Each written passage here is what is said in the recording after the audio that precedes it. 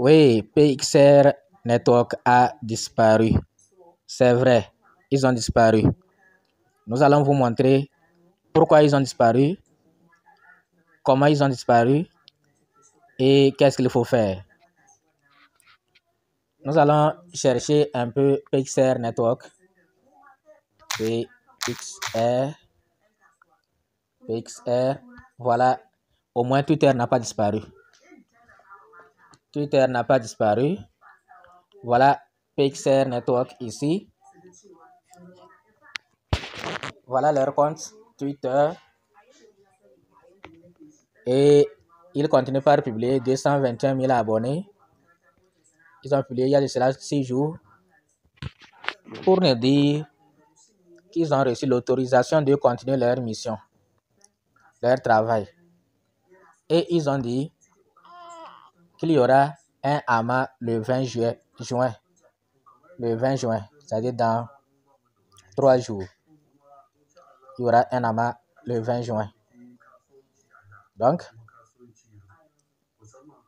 voilà que aujourd'hui, tout le monde, personne ne peut dire qu'il a encore l'application PXR Network dans son phone.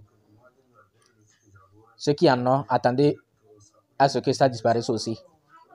Mais en fait, comment ça a disparu? Ça avait commencé en avril, avec certains comptes qui ont donné l'autorisation à Play Store de supprimer les applications dangereuses. Et là, chez eux, PXR Base et PXR Network avaient disparu, étaient supprimés par Play Store. Et maintenant, Play Store termine pour ceux qui n'avaient pas donné cette autorisation. Que tu aies donné l'autorisation à Play Store de supprimer les applications dangereuses ou pas, maintenant là c'est tout le monde. Hier, je rentre sur Play Store, je vois un message d'accueil qui me dit qu'il y a une application, ou bien c'est un message là, c'est une notification, non? Qu'il y a une application dangereuse. Je vérifie, c'est PXR Network. Et Play Store me demande si je veux supprimer. Je n'ai pas accepté. On me demande si je vais activer la sécurité pour que désormais ils puissent analyser et supprimer mes applications dangereuses. Je n'ai pas accepté. Mais malgré ça, après quelques minutes, mon application PXR Network a disparu. Voilà comment PXR a disparu totalement de la circulation. Maintenant, pourquoi ils ont disparu? Comme vous le savez déjà, ceux qui les suivent savent que à fin avril, vous voyez que leur dernier tweet, c'était fin avril. Fin avril. Et l'autre tweet, c'est 9 juin. Donc, il y a un silence pendant plus d'un mois. Pourquoi ils ont gardé le silence? C'est ce que nous allons vous montrer. Et comment faire? Pour quelles raisons? Est-ce qu'il y a encore espoir? Est-ce que c'est normal que l'application PXR disparaisse? Est-ce que c'est normal? Nous allons vous le dire. Mais avant, nous allons vous parler de cette opportunité qu'on appelle Apollo Bot. Si vous n'avez pas encore créé votre compte, faites vite. C'est une grosse opportunité que vous ratez comme ça. C'est quoi Apollo Bot? C'est un robot trader. Un robot qui vous permet de trader vos crypto-monnaies en toute tranquillité, en toute sécurité. Comment ça se passe? Vous laissez simplement votre capital sur votre compte Binance, ou bien OKX, ou bien Bybit, ou bien Get.io, bref, sur un échangeur pris en compte par Apollo Bot. La particularité ici, c'est que Apollo Bot n'a pas accès à votre capital. Votre capital est dans votre compte. Le capital minimum, c'est $100 pour que le robot puisse commencer le trading. Mais est-ce que le robot va travailler pour toi directement comme ça? Non, tu dois lui payer les frais de gaz. Les frais de gaz. Donc, pour payer les frais de gaz, c'est pour le robot. Là, tu n'as plus accès. Minimum frais de gaz, c'est $30, $50. Mais si tu payes $100, tu auras des bénéfices, des bonus. À partir de $100 jusqu'à $500, $1000, il y a des bonus. Pour ceux qui achètent ça, il y a des bonus. Donc, le robot n'a pas accès à ton capital. Ton capital est là. Et le robot fait des trading pour toi. Et les gens sortent toujours gagnants. Donc, ce n'est pas de la blague. Ce n'est pas de la blague. Inscrivez-vous et déposez quelque chose sur votre compte. Achetez les frais de gaz. Faites le paramétrage nécessaire. Et le robot va commencer le trading pour vous. Et vous allez voir, dans quelques mois, votre capital va doubler. C'est comme ça. Donc, c'est ça, Apollo Bot.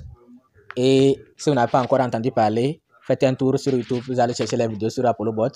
Nous, on a déjà fait quelques-unes. C'est pas beaucoup, mais on a déjà commencé. Vous voyez, non? Donc, c'est sûr et c'est réel et c'est sécurisé. Donc, nous allons retourner et parler de PXR Network. Maintenant, pour quelles raisons Google Play supprime PXR Network? La raison est très simple. Il y a quelques mois, nous avions fait une vidéo quand nous avions appris cela pour vous dire que Google veut supprimer toutes les applications de crypto-monnaie. J'avais dit ça et les gens n'avaient pas pris ça au sérieux. Google Play va supprimer beaucoup d'applications et ils ont commencé par supprimer les applications. Donc, pour quelles raisons? Tout simplement parce que ils ne veulent plus des applications de minage. Ce n'est pas seulement PXR qui est supprimé. Faites une recherche, par exemple, sur Google Play, Satoshi. L'application Satoshi. On va chercher Satoshi. Est-ce que vous allez trouver l'application Satoshi ici? Venez vous-même chercher. Si vous allez trouver l'application Satoshi, venez chercher.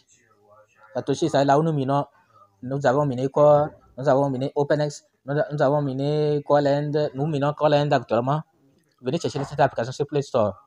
Elle n'y existe pas. Pourquoi? Parce que Play Store l'a supprimée.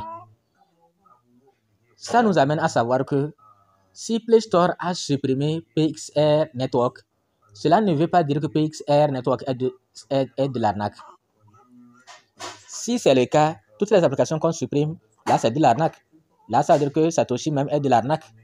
Non, ce n'est pas de l'arnaque, mais c'est plutôt une politique de Google Play. On ne sait pas ce qu'ils veulent des crypto-monnaies. Donc voilà. Maintenant, est-ce que PXR est sérieux?